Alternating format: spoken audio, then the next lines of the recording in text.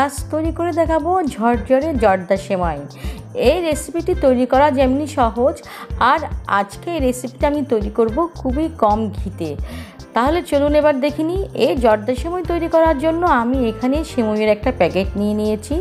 এই প্যাকেটের পুরোটা আমি ব্যবহার করব না, এখান থেকে অর্ধেক পরিমাণ সেমাই আমি ব্যবহার করব। রান্না করার আগে সেমাইটা টুকরো করে ভাঙতে হবে, সেজন্য আমি এই প্যাকেটটা খোলার আগে এই কাজটা করব।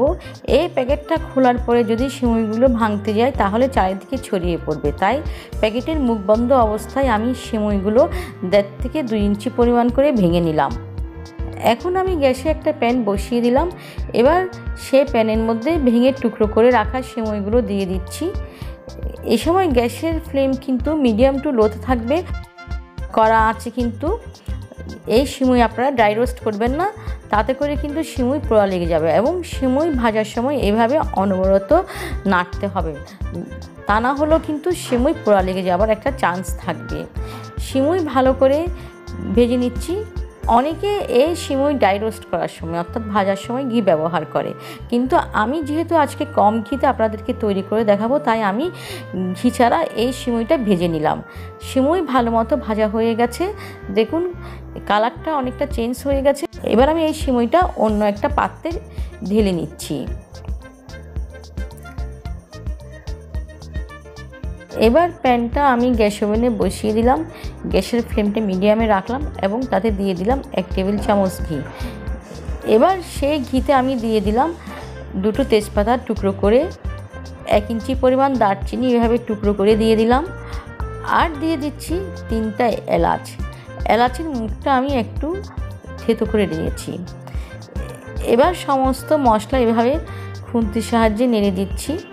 মশলা যখন ভাজা হয়ে আসবে, যখন মশলা থেকে সুন্দর একটা গন্ধ বেরোবে, তখন আমি এতে দিয়ে দিলাম 1 মুঠো কাজু বাদাম। এই কাজু বাদাম দিয়ে নাড়াচাড়া করে কাজু বাদামগুলো ভেজে নিতে হবে।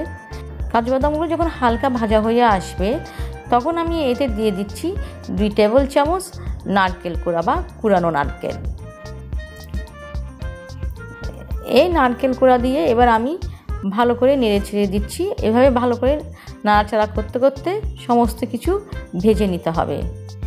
নারকেলটাও ভাজা ভাজা হয়ে এসছে। নারকেলটা যখন অনেকটা ভাজা ভাজা হয়ে আসবে, তখন আমি তাতে দিয়ে দিলাম 1 মুঠো কিশমিশ।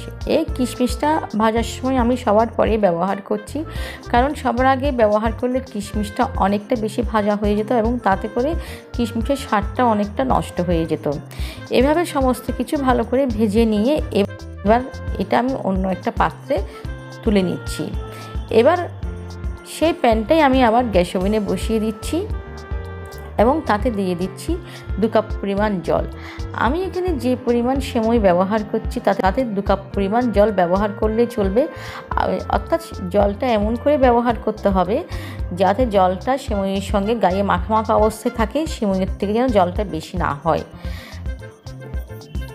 এবার এই জল দেওয়ার পরে এখানে দিয়ে দিচ্ছি স্বাদ মতো নুন। রেসিপিতে আপনারা নুন ব্যবহার করবেন, এতে করে এই রেসিপির স্বাদটা বাড়বে। এবার এতে দিয়ে দিলাম ভেজে রাখা সেমাইগুলো।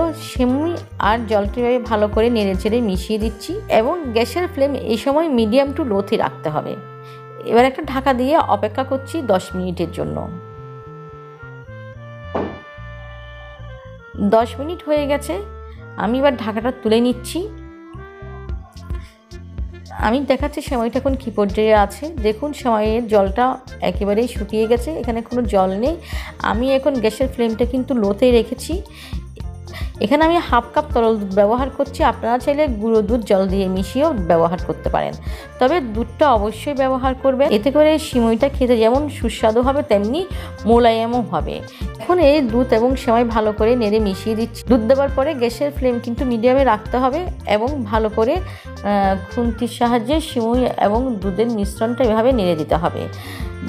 যখন দুধটা প্রায় টেনে গেছে অর্থাৎ শুকিয়ে এসছে, তখন আমি এতে দিয়ে দিলাম 1/2 কাপ চিনি। চিনির পরিমাণটা আমি এখানে বলছি না, আমি কম চিনি খাই তাই আমি এখানে কম চিনি ব্যবহার করছি, কিন্তু সাধারণত এখানে 1 কাপ ব্যবহার করা উচিত। আপনারা আপনাদের স্বাদ অনুযায়ী চিনি ব্যবহার করবেন।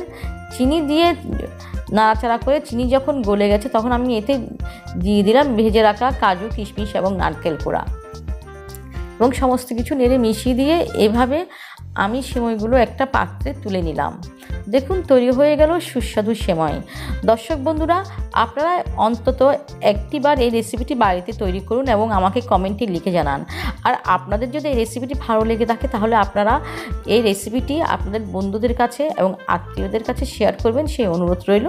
আমার চ্যানেলটি এখনও যারা সাবস্ক্রাইব করেনি তাদের কাছে আমার অনুরোধ রইল, আমার চ্যানেলটা সাবস্ক্রাইব করে আমার পাশে থাকুন। আমার পুরনো বন্ধুদেরকেও অনেক অনেক ধন্যবাদ যারা এতদিন আমার পাশে থেকে আমাকে সাপোর্ট দিয়েছেন। তৈরি হয়ে গেল সুস্বাদু সেমাই। এই সময়টা আপনারা গরম গরমও পরিবেশন করতে পারেন, তবে একটু ঠান্ডা করে নিয়ে পরিবেশন করলে খেতে খুবই সুস্বাদু হয়। আজকে এই পর্যন্ত, আগামীতে আবার নতুন রেসিপি নিয়ে আপনাদের কাছে হাজির হব। সবাইকে অনেক অনেক ধন্যবাদ।